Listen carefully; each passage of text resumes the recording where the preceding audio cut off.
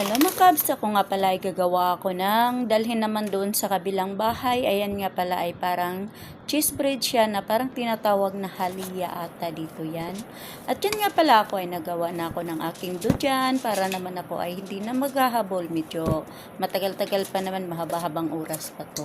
At yan nga pala ay syempre akin muna yan bababad ng ilang oras muna dyan sa labas lang kasi sobrang init, maganda dyan maglagay. Ayan nga pala, minimix ko na yung aking mga harina dyan at saka yung iba kong mga panghalo dyan. Hindi ko na isa-isahin, basta nilagay ko na yung aking mga nilalagay dyan.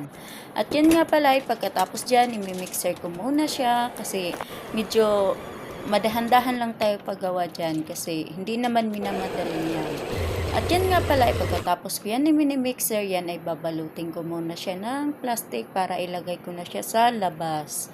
Ayan nga pala, ako na naman ay mag-ready ng aking pangpalaman dyan.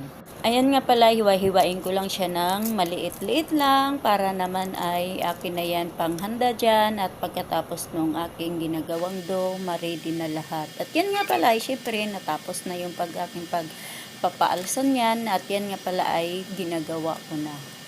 Kasi medyo mataas-taas na yung oras na nakababad niyan, baka mamaya mapapait na siya.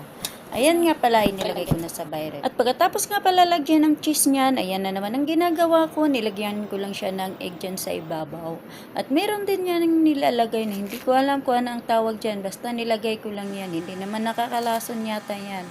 At pagkatapos niyan, ino-oven ko na siya. At yan ay after ilang minuto, natapos na rin.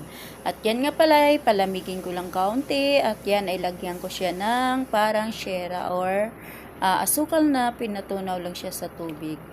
Pinalamig ko muna, baka mamaya sasabog yung aking Virox. Ayan ay tapos na.